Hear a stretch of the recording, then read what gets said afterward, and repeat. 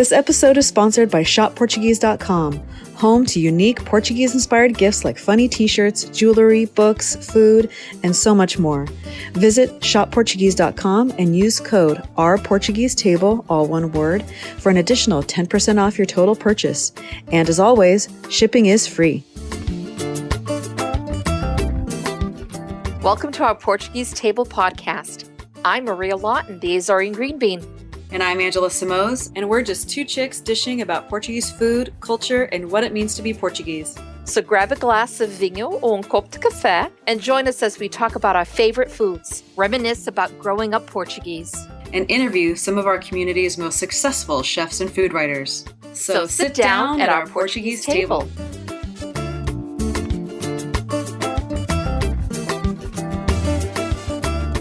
Bom dia, boa tarde, boa noite, everybody, whatever time of day you're listening to this. Bon dia. Hi, Maria. Hi, honey. Good. And welcome to everybody out there. We have a really special guest today, don't we, Maria? Yeah, we really do. Excited. So we have Lorenco, or Louis, as most people know him. Louis' place in Terceira now. But Louis is original. Well, you'll tell us where you're originally from, because I actually don't know if you were born here or born in Portugal, Louis. But you spent many, many years in San Jose, and that's how we know you. You ran Bacalhau Grill for a few years and really just made it an incredible gathering place for our community. And so excited to have you on the show, Louis, and hear your story and your path, because you're now in Terceira. So, hi, Louis. Hi, ora, muito bom dia, boa tarde, boa noite a todos também. Good morning, good afternoon, and good evening to everybody. Hi, Angela. Olá, Maria. Hi. You guys are doing okay. I'm in Terceira, absolutely, in the Azores. Yeah. You asked me where I was born. I was actually born in Terceira. Okay. Madeira Branca, Angra do Heroísmo. And our family immigrated to California in 1980. And I lived in California for 38 years within the Portuguese community. So it was like being away from the Azores, but not being away from the Azores. Because right. Our family, yeah, absolutely. Our family always kept in touch with our culture, from the food to the arts to the carnival. Our mom always made sure that we got involved one way or another with our Portuguese heritage. Yeah, and I found that when visiting California, I found that even more so than here in New England. I found a very everyone there seems to be very proud, very, very, very, very, very proud of where they're from, and holding on to those traditions, even though there are some traditions we have to modernize a little, and sometimes you have to keep some of the younger people involved. But for most part, it is all like still very traditional in so many different ways. Now, when I visited California, I was at Bacalhau Grill. Mm-hmm. And when I was sitting in there and enjoying our lunch that we had, my husband was there, the production crew was there, and Angela, and we're eating. And Angela, your name came up then. My name came up. So if your ears were burning a little, it's a little itchy. I don't know. It's because we were talking about you. And so we're sitting there, and she was saying, Louis used to own this, and then he lived here for all these years. And then what he did is he decided, I'm going to go back to Terceira, and I'm going to open up a restaurant there. And we're just all sitting there going, wow. We miss Louis. Yeah. I miss my clients. I miss my bon dias, and everybody would walk in and say, "Good morning, Louis. Yeah. Bon dia, yeah. Louis." I you know what? That's one thing that I looked for every single day. Yeah. When I went to Bacalhau Grill. I mean, so Bacalhau Grill and Trade Right Market has been there in the community for a long, long time. I didn't grow up in San Jose, so I really can't speak to how it was back in the day. But for those of you out there who remember when Louis had it, and you can absolutely identify with this, that, you know, when you took over, Louis, you made it feel like our place, like as a community. It was almost like you were going over to a friend's house, you know, when you walked in, because you were always there, you had a smile, you were welcoming. And I mean, so it was so much more than just the fact that it was a Portuguese place and that served Portuguese food. I mean, you really, with the events that you held, and you hosted fundraisers, and just, oh my gosh, it felt just, you got this like warm and fuzzy feeling, you know, when you walked into the place. And so, I mean, kudos to you for bringing that back to our community and establishing that. And now, you know, circumstances have taken you to Terceira, and now I can't wait to go to Louis' place, because I know I'm going to get the same feeling when I walk in there, right? When I go to Terceira. Honestly, I gotta say that is, which I've shared this with you before, that that is the best review that anyone can give to a business owner. To let me know that I made it feel like it was your space, or the community's space, because that was the ultimate goal from the beginning.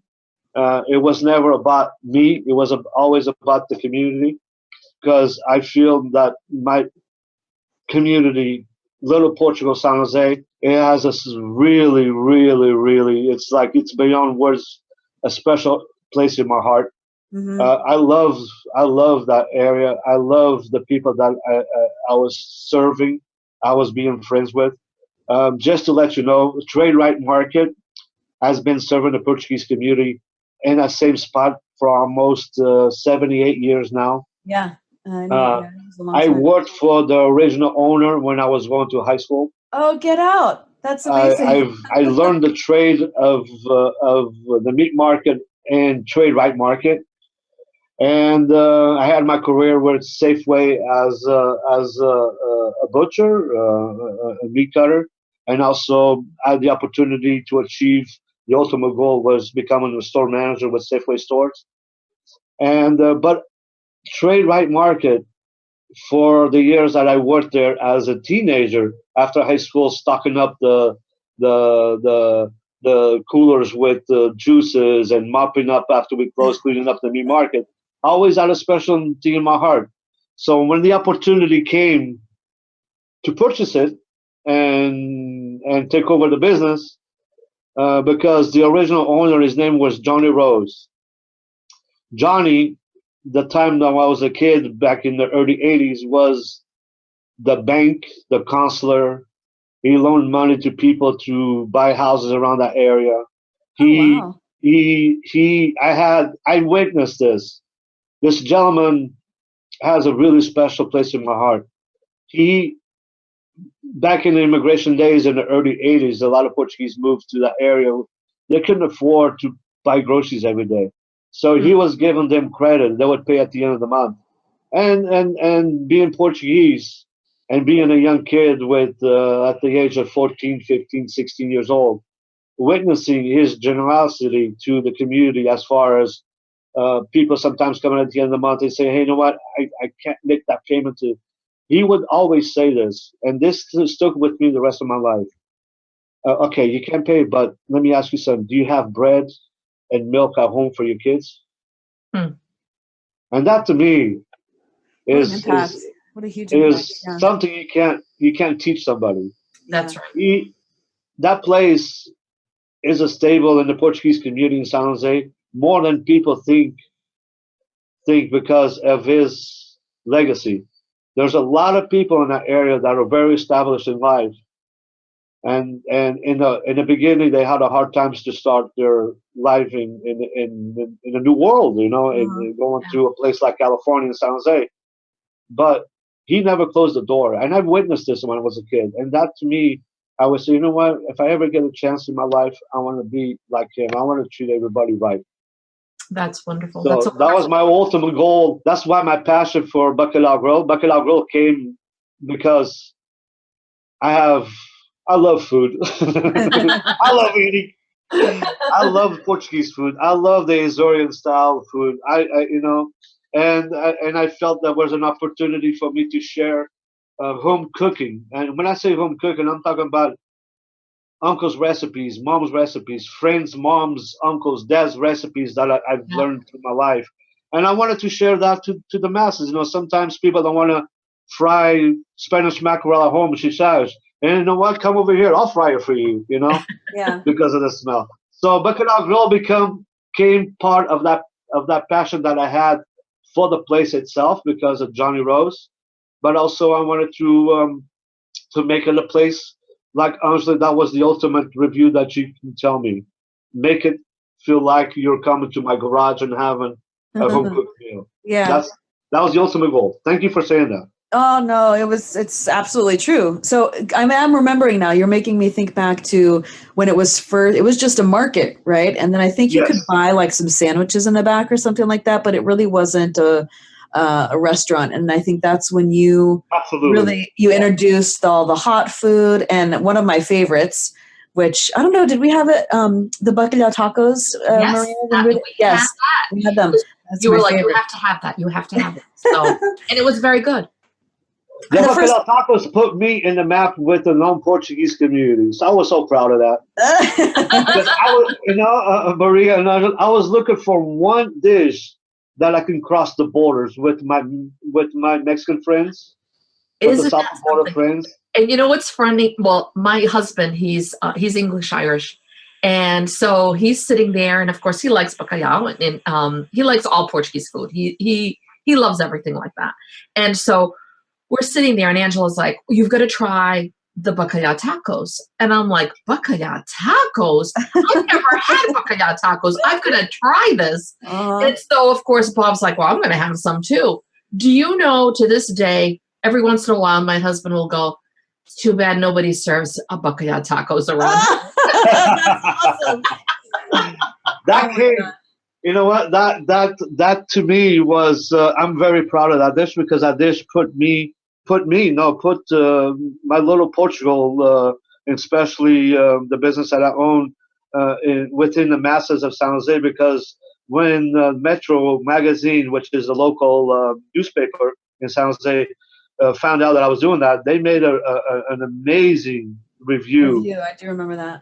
of that dish. And let me tell you, that I was so proud to have all these people from outside of East San Jose coming in and to the little Portugal. And then, fortunately enough, for those that do know what I had at Bacalhau Grill and Trader Market, Trader Market, we sold exclusively Portuguese, Brazilian, and Azorean products.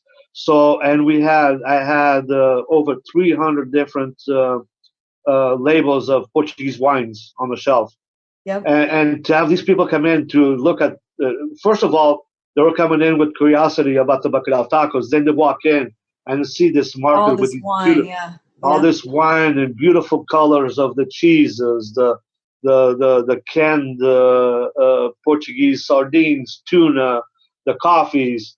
In itself was a what do you call it? An experience that they couldn't believe, Yep. So.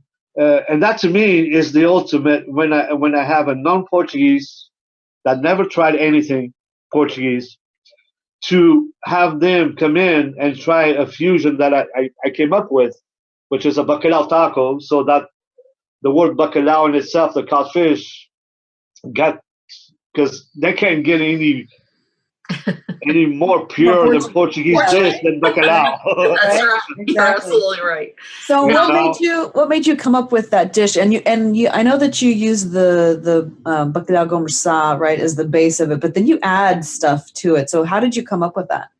That has a little bit of a Caribbean fusion to it. I lived in Puerto Rico for about 8 months, in the Cayman Islands, in Jamaica. I was doing some work down there. And the Caribbean, they have some spices that I didn't know about. And me being a foodie, oh, what's this? So, and also I spent about a year in Mexico. And the Mexican culture to me is amazing. If there's one thing that I miss for being in Shada, I miss my friends, I miss my family, and I miss Mexican food. Really? Saying that because moving to California at the age of 12 and spending 38 years there, most of my friends were either Portuguese or Mexicans. We went to each other's house. They came to my house. They had sopas. I went to their house. I had tacos. Yeah. And that becomes part of my culture also, because I'm very proud to say that I come from an area so diverse that I'm not stuck only on Portuguese. I like to try other things, but I am very proud to say that all my friends from different cultures, they all love my mom's cooking. So well, of course they do. Who wouldn't? Now, Louis, when you came over, you were 12 years old, right? Yes. And when you came over, it was your mom, your dad, and your whole family, correct? Yes. Okay. So now you're in California, you continue all those traditions, you're there for 38 years, you have a successful business, you're doing what you've wanted to do because you've worked in that business for a while. Now, what would make you decide, okay, I'm going back to Tercera? I am so happy that you asked that question. The business was not for sale. The business was finally giving some ripe fruits after 7 years. It took 7 years to get to the point that I had it. And I am very proud of that because business to survive, first you have to have a strong foundation. A strong foundation is to build something that the community is going to support you. And the community responded very well. I'm very proud of that. Yep. So because of the business doing so well and being well recognized throughout the Bay Area, that was also through a lot of work of using the social media and also using any review that was positively or negatively towards the business, but learn from it and making the right moves to make it work. So because the business was being recognized and well spoken of, I was approached by the current owners with a proposal for it. My first reaction was, no, it's not for sale.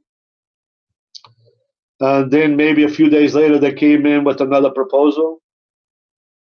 And then talking to partners that I had money invested also, a decision was made to move on. Okay. And why was the decision made to move on? I'll be honest with you. And the way I looked at it, the sale of the business, it was not enough to retire on, but it was enough to give me a couple years of spending time with my mom. Oh. Mom is getting up on age, and for the least 15, 20 years as a Safeway store manager or as a business owner, I didn't live with mom, so I didn't spend a lot of time with her. And the way I looked at it, and this is the honest truth, is that, you know what?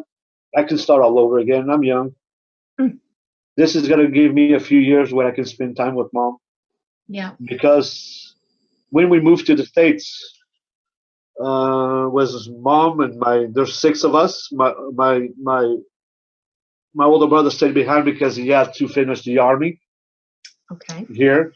And my sister was married, so it was my mom, my dad, and my 2 sisters, and my brother Steve was made in Sheridan and born in California. So we got to California in August, and Steve was born in October. Wow. So, and then my dad passed away in January. Oh my God. So we were in California from August to January 1st, my dad passed away. Wow. My mom with the kids of 10, 12, 14, and a baby of 6 months old. Yeah. So let me tell you, when it comes, unfortunately, we Well, I'm speaking to myself. I can't speak for the masses. Through my life, sometimes I did more for my friends than I did for my mom. Mm. So when I had the opportunity to spend a few years with her with no stress about money, I jumped on it. That's why Bacalhau Grill is no longer mine. Oh, that's a So beautiful story. the day that I sold it is the day that I went to across the church, the Five Wounds Church in Santa Clara Street. I went to the Mhm. SATA office and I booked a ticket for her and me to come to Teixeira for the holidays. And why did I do that? Because when we lived in Teixeira as young kids, we were a poor family. But the best time that I had in Teixeira from the time that I have memories from 5 to 12 years old was during the holidays because my dad and mom always made an effort to have a table set up with Portuguese sweets, Hmm. salgadinho, All the good stuff. Yeah. All the great stuff. all the great stuff. So when anybody came over, Mizus Mija, which is, Oh, menino, is, absolutely. so that to me, as a kid, it was special time for me because we didn't have those things during the regular time. Like everybody else in the Azores, times were not easy. We Right. lived off the land. We lived off having a pig in the backyard, the chickens and the eggs, the coves in the quintal. But during Christmas time, she spent so many hours in the kitchen making little sweets and glasses, biscoitos, beijinhos, chocolates.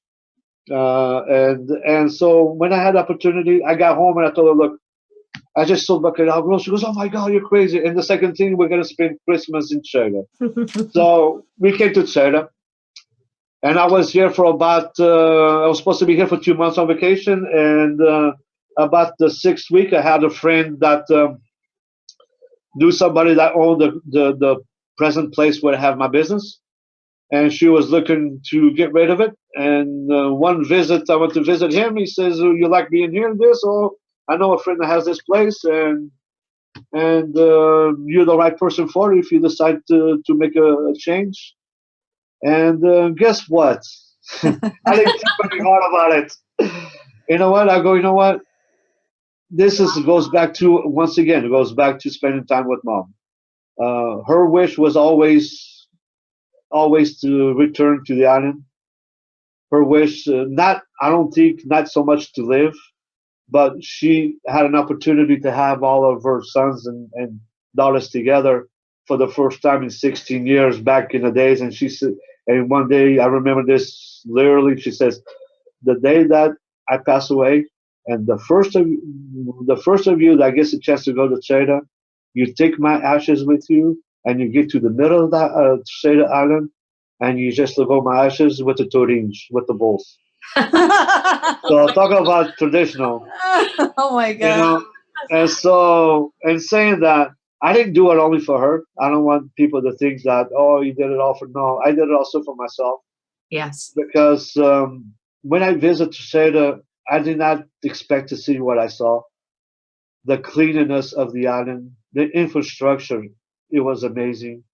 Just how much has the changed the and modernized.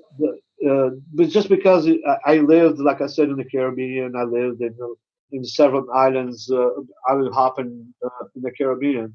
They can't touch the Azores, and I don't mean that in a bad way. No, they I can't. mean, They can't. no, they can't because No. of the beauty, the cleanliness, the Yep. safety, the infrastructure of not having sewers running into the ocean, not having papers on the street. Every freguesia, every little town in China, they have 3 people working for the town, and they get swept every single day. It's amazing. It's and I was looking at this and I'm going, you know what? That place is available. It's just a coffee. At the time, Louis' place was just a coffee shop, a local, Little uh, cafe. uh, a local cafe with everybody smoked in there and having beers and stuff. So they had a kitchen that was not being used. So I saw an opportunity to start Bacalhau Grill all over again. you know, How and serendipitous? How serendipitous is that? Because I don't think that you went there with the intention of even looking for a place, right? I mean, no, I didn't have yeah. no intention to move over here. It was one conversation. I called, hey, Joe, you're home? Yeah, I'm here. Come by, have a beer. And I went by there and have a beer. And then after a couple of beers, this conversation about his friend owning this business, and she was looking. I didn't know anybody because I am in São Bartolomeu, Ilha Terceira. Our family is from Ladera Branca, Santa Luzia. I didn't know one person in São Bartolomeu. How But from my experience in life, my travels in the Caribbean and in Alaska, I don't want to change anybody. I just want to fit in. right? So I'm not one to. I'm very proud to be able to say that I lived in places where probably other people can live because you can't change people. It's just you fit in or get out. No, I'm hearing you saying all this. And of course, to me, I'm thinking, well, this makes perfect sense.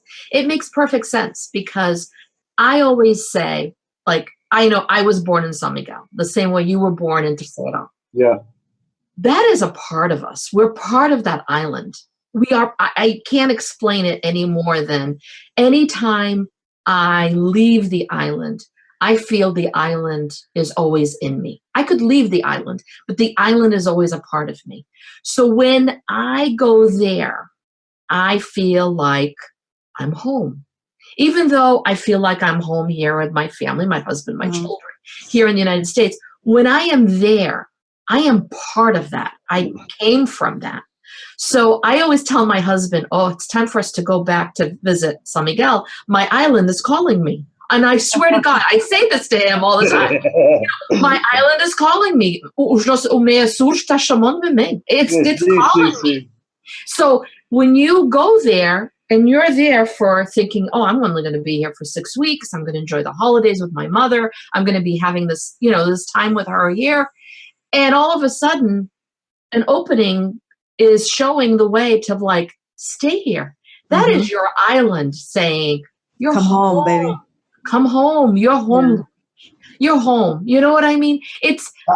That's how I feel it. That's how I see it.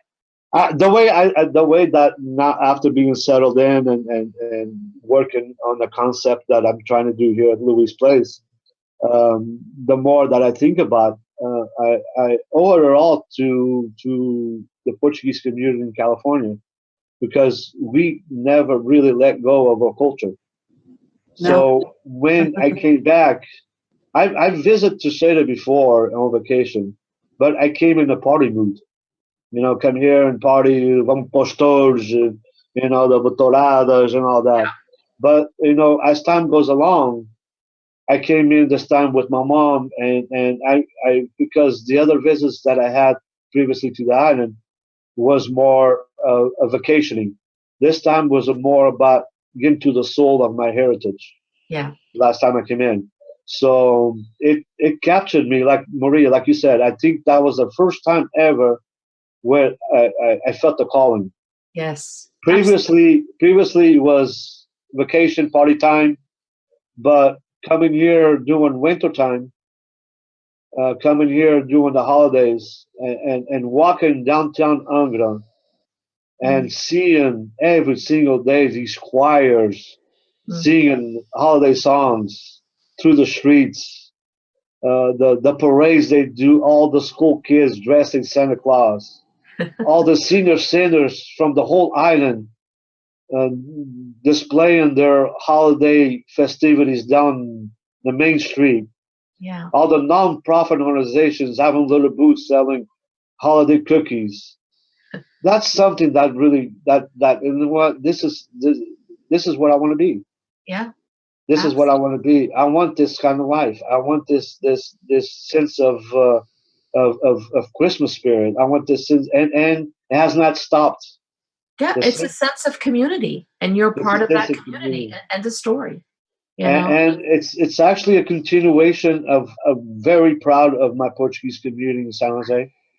I know it's difficult times for some of the organizations because having people to run the organizations, but I believe it was Maria that said earlier that it's time to change some things and things need to be changed so that they don't run into difficult times like most of them are in getting board of directors to continue. Yeah, I think that is a subject that Angela also has been hitting on for a while. I've been seeing her posts, but I think with time, with time, and also with with this new generation coming behind us, hopefully they'll have the right answers. And because I don't have the right answer for that, but I feel the same thing that Maria was feeling earlier, is that my last trip to Teixeira, I felt that calling that you mentioned about Maria. And Yeah. that's one of the reasons why I made the decision to stay. Like I Yeah. said earlier, it was not all about Mama, it was also about me. Right. But at the same time, it worked out for both of us. So she is still there with you, correct? Oh, she's living with me, and I just finished having this conversation. I'm gonna turn 50 tomorrow. Oh, That's happy right. I was going to bring that up birthday. eventually. Yes. Happy birthday, Louis. But I Happy had a friend of birthday. mine, my ex-partner from Trade Right Market, McGowanville. She flew in today to celebrate my birthday, Oh, how sweet. and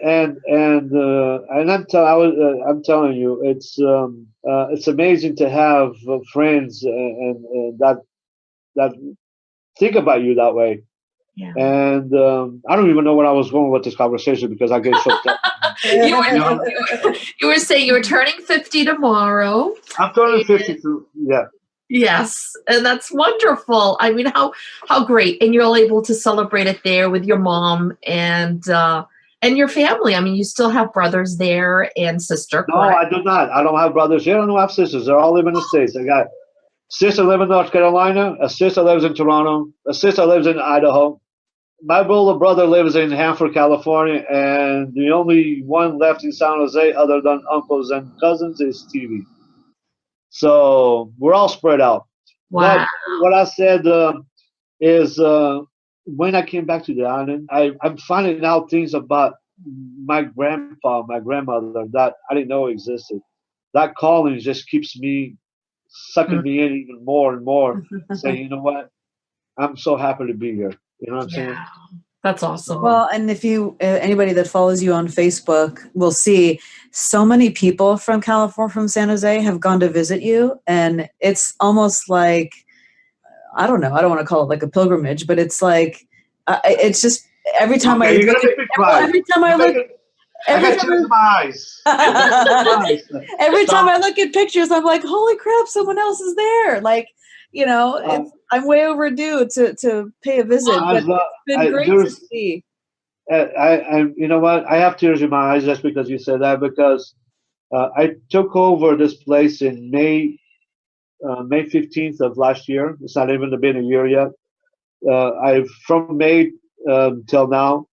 I had a summer that it blew me away. Yeah. You have people there every day. You mentioned it. You mentioned it, not me. I had so many visitors from California that came to say. Some of them they even flew in from St. George or Peak. They had to stay overnight because of catching SATA back to Boston the next day. They came all the way from their hotel just to come by and say hi. Talk Oh, that's about being humbled, having tears in your eyes, and go, "What did I make this much difference in people's life?" Obviously, Yeah. because I didn't know. I didn't know that. I didn't know that. mm, And you know what? I made it a priority to let everybody know that not but I don't want people to think that I'm not for propaganda, but just to be so happy to see these people come through to say hi and having taken a picture with them and sharing this on my social media, which is the Facebook and other ways, because to see their sons and daughters commenting, "Oh, my dad is there," and so it's very special. It's you know what, for somebody like me being here and having these people come to here just to see me, it's speechless. Oh, I can mm, imagine. I can yeah. It's speechless because it makes me think that for what I did, at Bacalhau Grill, It follows you. it Yeah. followed Oh, it followed yeah, me it and follows you. it followed me and it's amazing. Even right now during Carnival, Carnival in the Azores, especially in Chile, is pretty big. It's Mm, it's it's the first experience that I don't remember as a kid because when you're 10 or 12, you're not allowed to leave very very far. But my first experience to Carnival was now here in Terceira, and to have people come through like they did also because it came. It's like I don't know what to tell you. I want. Well, basically, yes, I do know what I'm thinking. I want to thank every single one of them that took the time to think of me and to come by and say hi, have a coffee, have lunch, have a dinner. Do meu fundo de coração, muito obrigado a todos. Sinceramente, que é uma coisa muito especial para mim, muito especial. Yeah. Sorry for speaking Portuguese, but I felt that one needed to be said in Portuguese. No, we do both. Lots of people, our listeners, understand Portuguese. So, I look at your pictures of your pratos do dia, all the things that you've introduced over there because you've transformed it from a cafe into a full restaurant. Right? I mean, it's like... But it's a cafe to a snack bar on steroids. Yeah. I mean, that's more than snack food, right? I don't want to call it a full restaurant, Angela, because you know what? The way that I'm approaching it is the same way that I did Bacalhau Grill. I want the clientele to tell me what they want. Now, if people were to find you on social media, how can they find you, Louis? They can find me easily through Facebook. Yep. That's what I count on the most. It's Louis Place in São Bartomeu e Teixeira. Now go and also my private. Briefly, I have not completely my webpage yet because I'm not 100% sure yet what my business is, and I'm being really honest. I have a concept that has changed already, and Angela knows this. How many times that I changed Bacalhau Grill, Angela, in the 7 years I was there? Yeah. It seems like every week I was doing a construction or taking a wall down or building a wall or moving shelves. Because you know what? I want to believe that if I'm going to be successful in business, I want the community that I live in to tell me what they like. And for moving back to the island and moving into a freguesia, a town that I'm not from, a town that I didn't know anybody, a town that didn't have any place where they can consider to have go out and have a lunch or a snack. I started off with one thing. It's already being changed to certain other things. As far as my plates of the day, I have a basic menu. Some of the dishes that I do now, I'm beginning to see that some of the locals like the diversity of me living in California for 38 years, and are so loving my. I call it Californiation cuisine, you know, okay. Because it's a mixture of multicultural. I have somebody that knew me from, just to give you an example, I have somebody that knew me from California, and she moved here a few years back, about 10 years back, and she was having a birthday, and she goes, "Louis, do you know how to make Mexican food?" He goes, "That is my favorite." Yeah. So guess what? She gathered 18 of her friends, and I made a Mexican night theme. You know. Really? Okay, so where did you get tortillas though? Because tortillas are not easy to come by. It's believe me, it's available everywhere. Oh, really? It's available at the Continente. It's available at Guarita. It's available at a little shop in Younger that's called Bocas do Mundo, which is the mouth of the world. He has. You know what? And it was funny because I had a few people going, "Oh, you step here, comer de outro lugar depois." You know, they never had Mexican food. And they go, "Oh, that's for me to go eat somewhere else after." And those are the two people that cleaned up their plates. That's so funny. But my basis is still I call it Azorean because I consider Azorean dishes way different than mainland because of living in the Azores. The raw products are completely different from the raw products in the mainland. I'm telling you one thing: you can't beat the dairy products in the Azores. Dairy products have everyone beat. Yeah. Oh my God! I think once people try our butter, the butter itself. Forget it. it's divine. And Yes, let me it tell you, is. the saltiness, the creaminess, you don't even need cheese. It's just a nice hot piece of bread and the butter, and you're Yeah. done.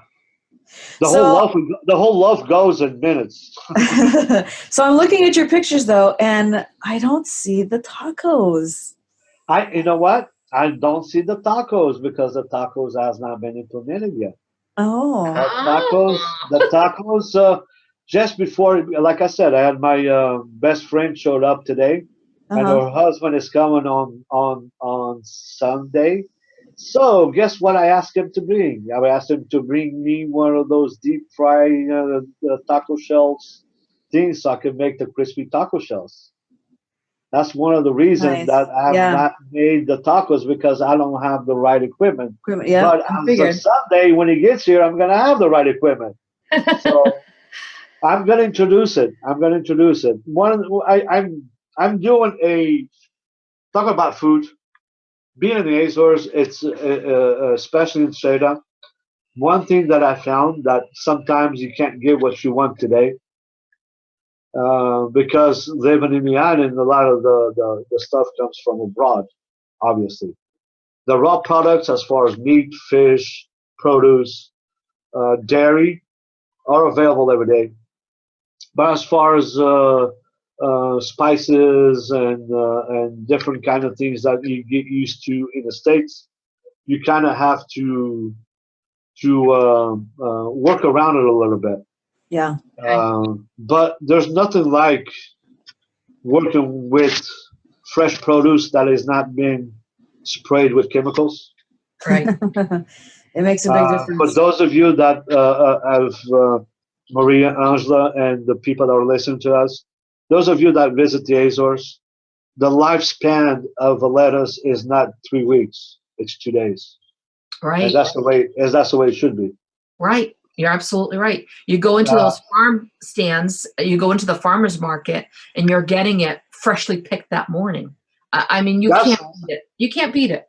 You can be. That's one thing that because living in the states the time that I did and dealing with food pretty much all my life as a butcher, meat cutter, meat manager, and also as a store manager. I always worked in the food industry, and when you have a piece of lettuce that lasts us 2 weeks, something's wrong with it. Yeah. And I remember saying somebody. It was actually an old Italian man that I used to know back home. He goes, if you buy a piece of cheese and after a week it doesn't have mold on it, don't eat it. Yeah. It's so processed. It's so over processed that it's incredible.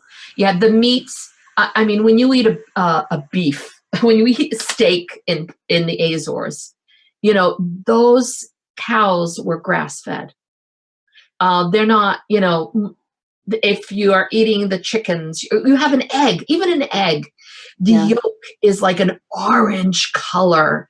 I mean, it's amazing. It's like so beautiful. More orange than the sun is. Yes. Yeah. It's like, oh my God, you forget how real food is supposed to be, how food is supposed to be. And then that is without chemicals, without additives. And it's just amazing, amazing food. Amazing. I just hope that the local community can keep hold on to that, because that is the difference. That is the difference when people come here and they sit at a table. Doesn't matter if I'm home at an uncle's house or aunts or cousins. When they have a salad, when they have the tomatoes here, or ladies, ladies, let me tell you, a tomates, it's just the flavor is just amazing. Yeah. Just a simple thing as a tomato. You can. Now, of course, when you said you can go onto Facebook, and it is called Louis Place Restaurant and Cafe. That is your page.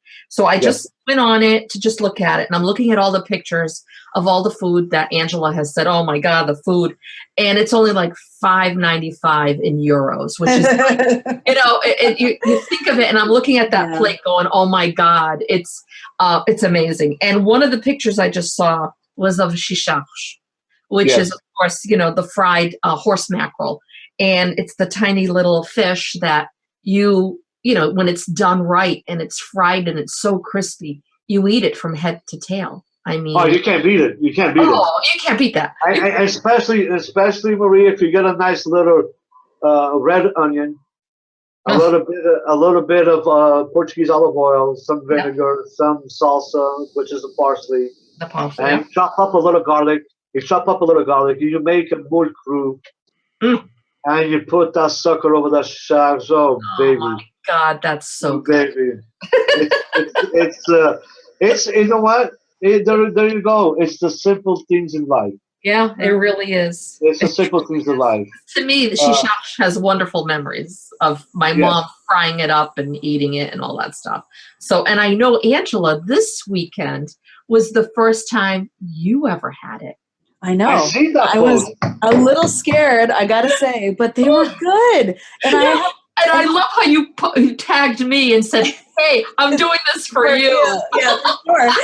Because we just talked about it on another podcast. The fact that I haven't had them, because I've just always, I have to say, I was never an adventurous kid when it came to eating, right? Like, and my daughter, she'll at least try stuff. So I love that aspect of her little personality. But, the fried head and people, you just eat the whole thing. I'm like, ugh, no, I just could never do it. But I tried it and I like them better than sardines. So sardines just have such a strong flavor. It's a little too strong for me. Like I'll have one, but then I'm good. Right.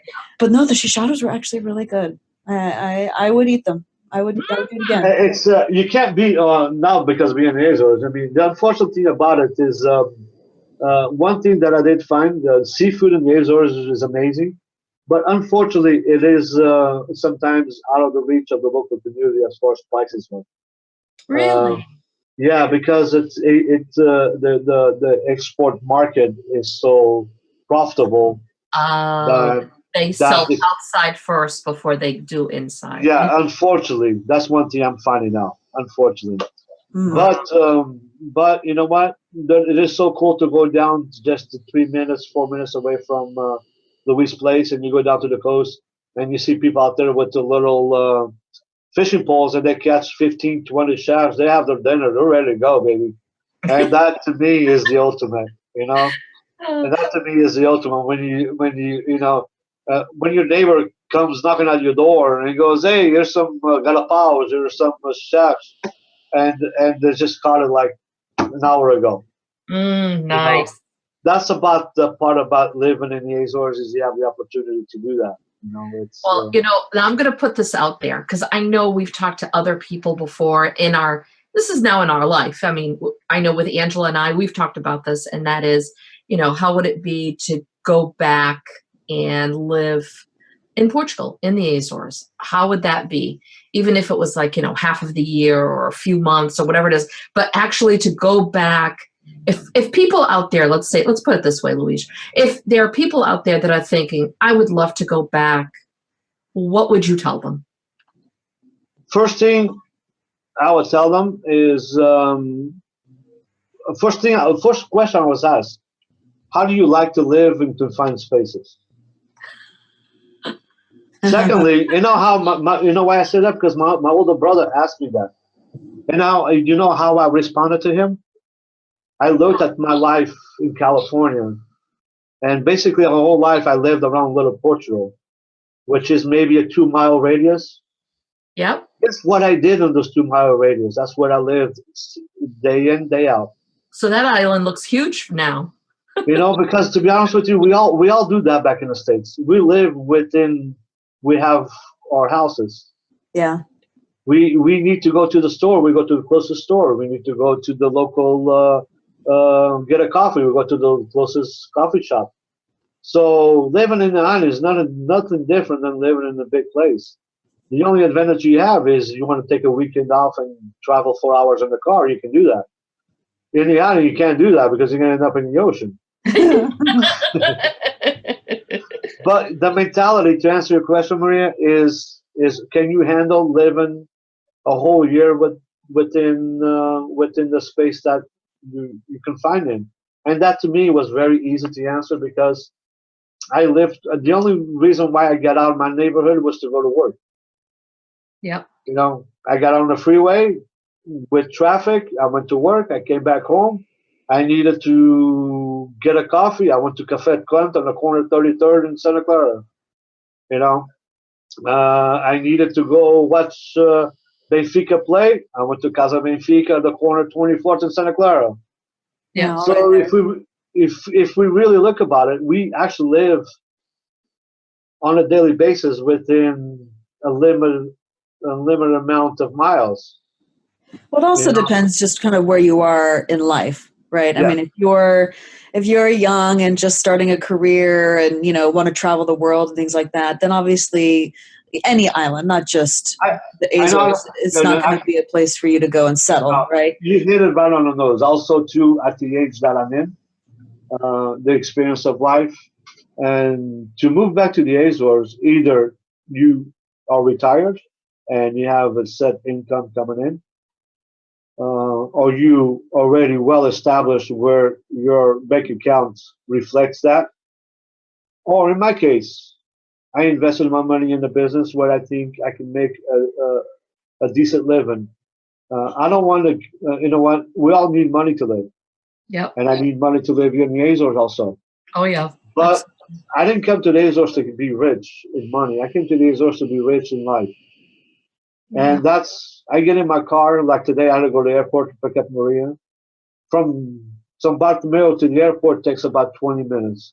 But those whole 20 minutes, I was looking left and right, looking at the green fields, at the rock formations, at the cows, at the cabras, cabritos, you know.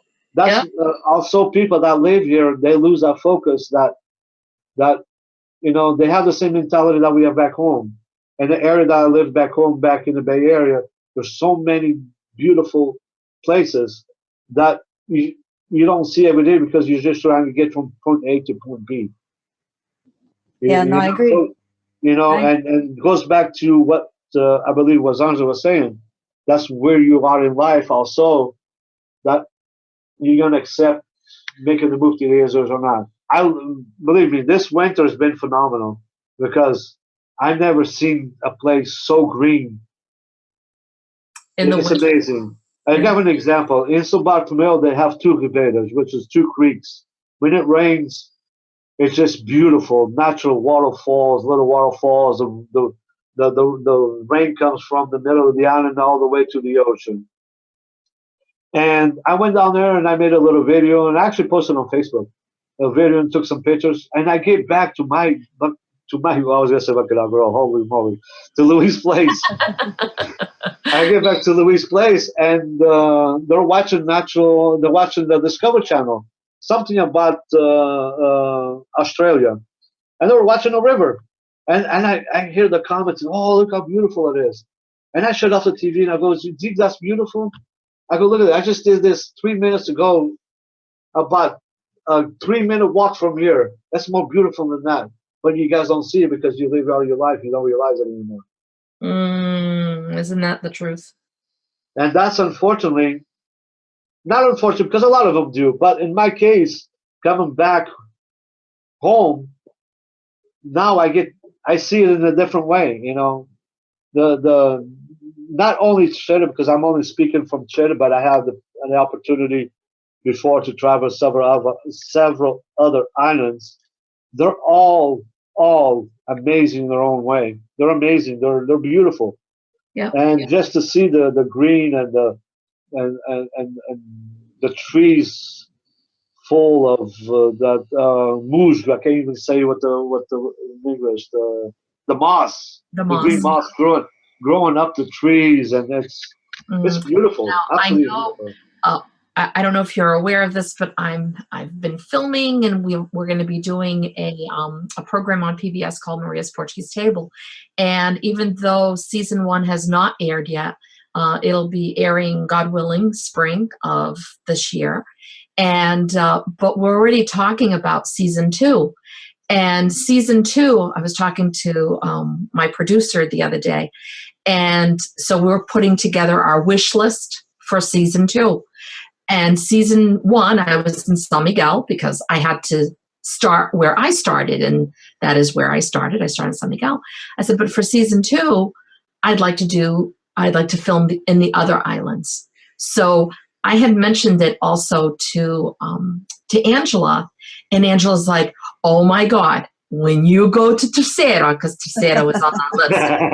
Because when you go to Terceira, you have to see Louis, because Louis will be your guide there. He'll tell you where everything, and he'll cook with you. Because and so I'm looking at, God willing, season 2. And I get to film in Terceira, Louis. So we're going to meet. We are definitely meeting. And you need to film. You guys need to make the tacos. How about that? Oh my! That would be awesome. I would love to. And Maria, I am telling you, that would be a pleasure.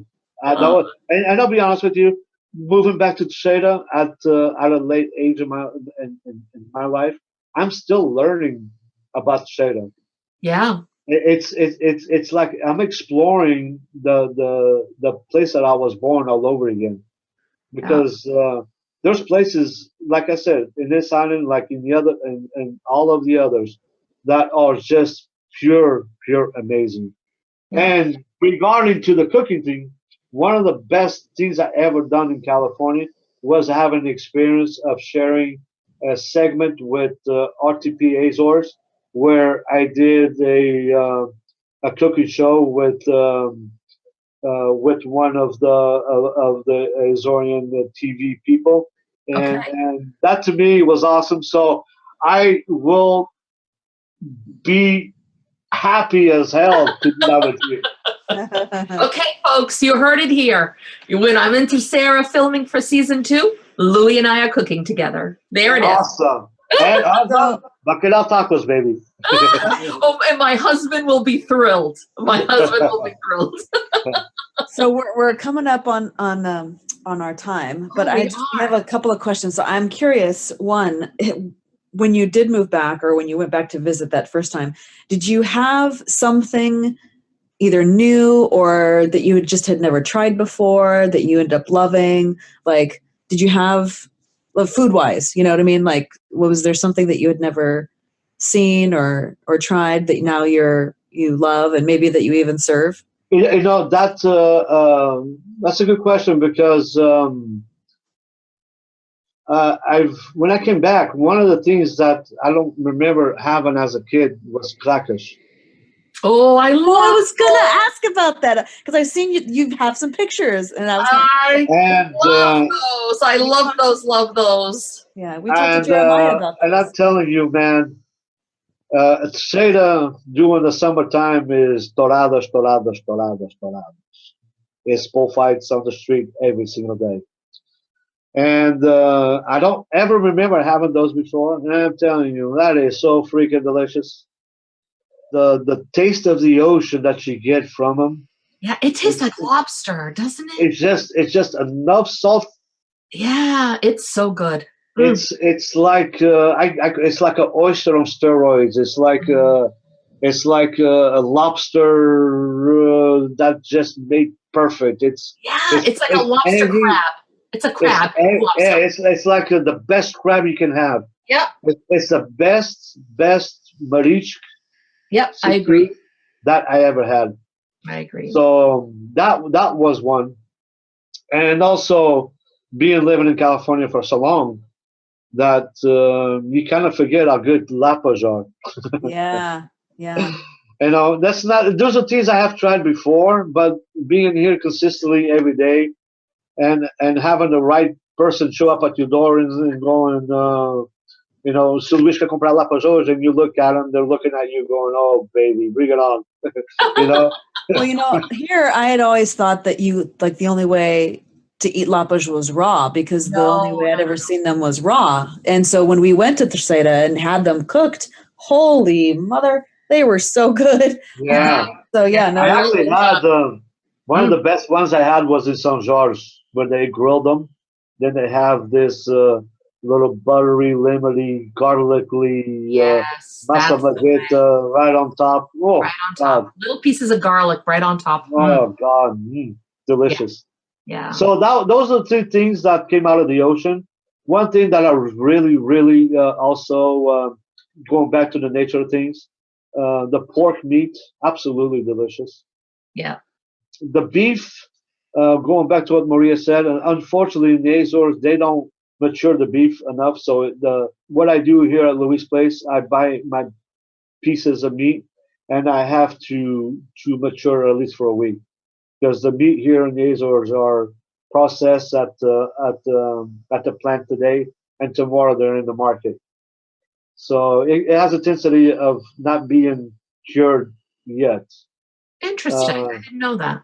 yeah, so the beef from the Azores are very well spoken of in the mainland because there's a reason for it. There are processed at the plant. They go to the port. They wait a couple of days before they get shipped out inside of a container, and then it takes about 7 days to get to Lisbon. Another 2 days. So by the time they get to the restaurant, they're being hanging for about a good 10 days. So so if you all know that beef that is air dried or hanging to let the muscle relax more, it becomes more tender. So in saying that, what I do here at Louis' Place, I buy the pieces of the right part of the cow that I want, and then I let it air dry for at least 10, 12 days, so I can have a really nice piece of meat.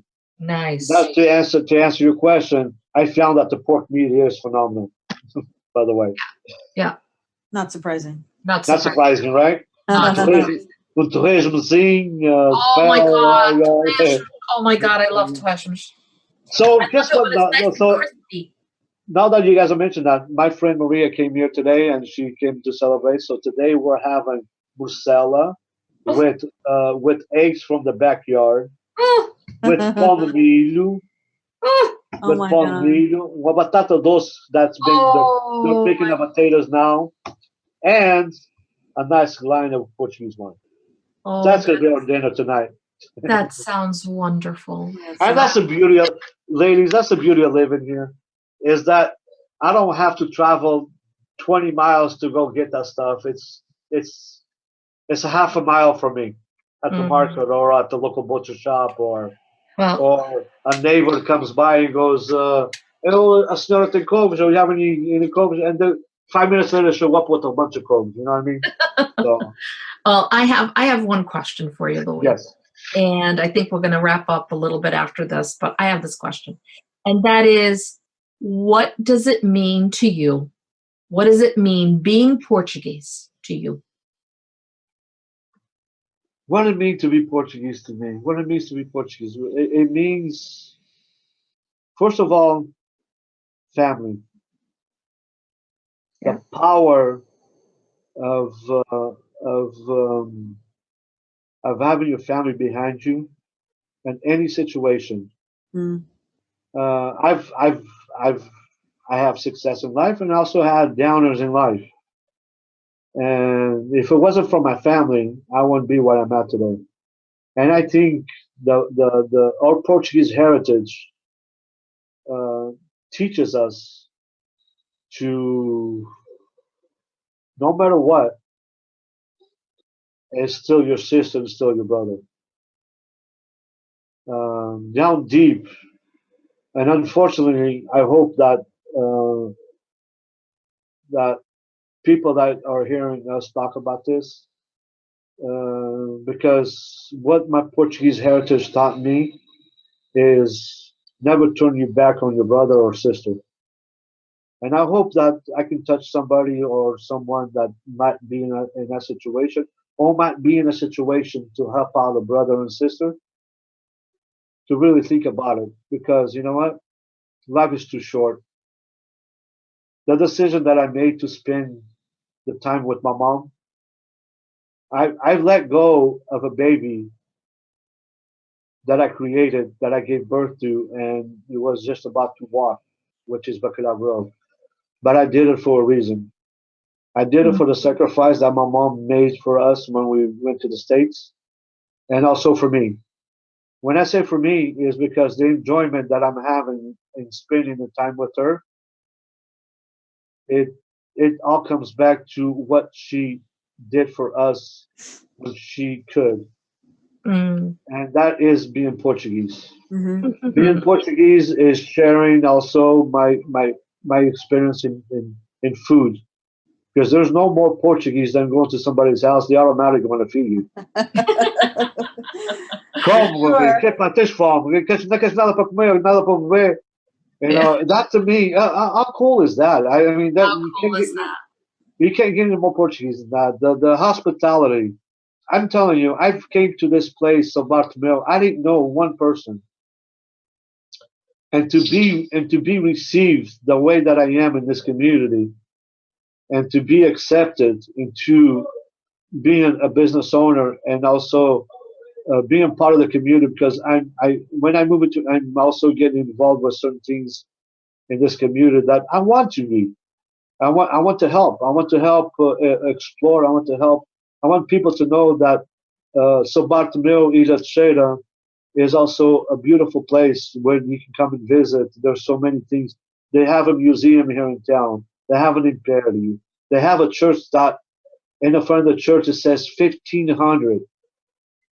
That's been built, was built in the 1500 and 1500. Yep.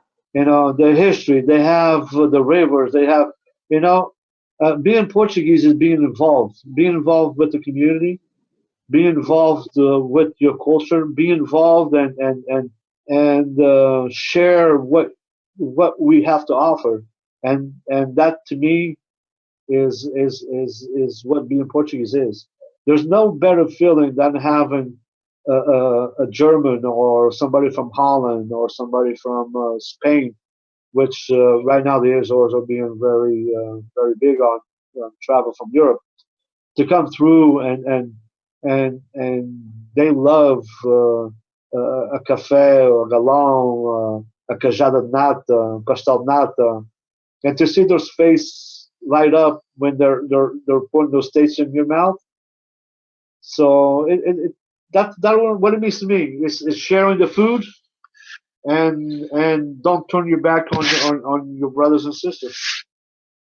That's what being Portuguese is to me, and it's so simple. Can't get any simpler than that. That is beautiful. Yep. And it's very true. I mean, it's very, very true. Very powerful. We're the ones that complicate everything. That is that you hit it. That's a whole other podcast, Louis. Yeah. That's, you know what, and unfortunately it took me like 47 years to learn that. Hey, but you know what? The thing is you learned it.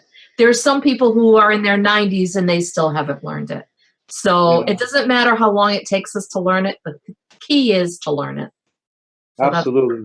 That's wonderful. So to be in Portuguese is to be grateful for the past generations for teaching you the person you are today. Yeah. Yep. It's I mean, look at what we do as immigrants. Look at what you are doing right now. Right. What you're doing is working very hard every single day to promote our culture. And where do we get that from? We get that from our past generations, from our mom and dad, grandparents, uncles and aunts. Oh, absolutely. You know, so being Portuguese it's history, because as Portuguese we have a long history, some good, some bad. Yeah. But we did change the world at one time. Yes, we did. So. Yes, we did.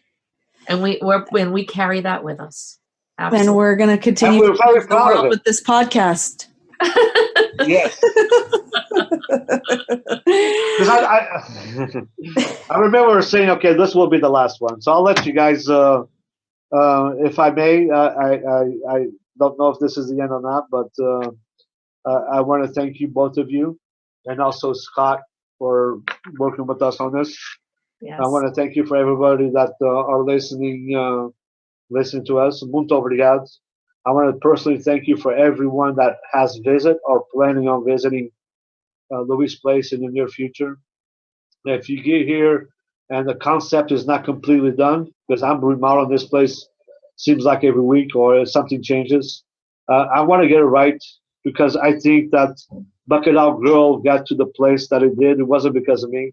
It was because of the community that that showed me what they wanted. And eventually I'll get Louis' place in the right concept. But I'm one to believe that I want to give to the community what the community wants, and I'm willing to wait for that, to learn that. So. Yep. Well, I think that's a good note to wrap up on. And trust me, Luis, we always talk about how we could literally have episodes that last 2, 3, 4 hours. Oh, absolutely. But then I think our listeners would turn us off for sure. Right? One thing that somebody teaches me is short and concise and to the point. Right. So, but this has been awesome. It has been so great to hear your voice. Yes. We miss you so much out here. And happy birthday. And happy birthday, yes. I'm just so immensely happy for you and the success that you've had with Louis' Place, and bringing a little bit of California to Terceira as well. Thank you for saying that, because actually the rules changed, and Bacalhau Grill brought a little bit of the Azores to California. Yeah, now I bring a little bit of my Californiation to the Azores. Yep, for sure. I love it. And so, to our listeners out there, if you find yourself in Terceira, head over to São Bartolomeu, I think is how you say it. Yes, São Bartolomeu. Head over to that little town and look for Louis' Place, and say hi to Louis for us and give him a big hug. And who knows, maybe by then you will have tacos on the menu and you can enjoy some tacos. That is so awesome. I'm so happy you guys brought those up. Seriously. Because sometimes, time goes along, you kind of forget some of the things that you did. I know. You got to bring it back. And I'm very proud about those, believe me. I'm so happy you got to bring it back. Well, thank you again, Louis. Thank you so much. And thanks to all of our listeners out there for hanging with us for another episode. We hope you enjoyed it. And please, if you haven't hit subscribe yet, please do so and get others to subscribe, friends, family, anybody interested in hearing about the Portuguese American experience. And reviews and ratings on iTunes, really, really important, everybody. I know we, hit this message every time, but it really does make a big difference. And thank you to those of you who have given us a rating or a review on iTunes. We really appreciate it. So if you haven't, take 5 minutes, please, and write us a quick review and let us know what you think. And of course, if you have any thoughts on who we should be interviewing, or you have some questions for us, we actually just recorded a question and answer episode. That we will be posting soon. So that was a lot of fun. We'll be doing another one. And but I think with that, it's another wrap, another great episode in the books. Yes, I agree. And até a próxima, Maria. Até a próxima, querida. All right. Thanks, everybody. Thanks again for listening to our Portuguese Table podcast. If you haven't subscribed yet, you can do so on SoundCloud or iTunes. And all episodes can be found on our website at www.ourportuguesetable.com. You can also reach us at feedback@ourportuguesetable.com with comments, questions, or suggestions. Até a próxima!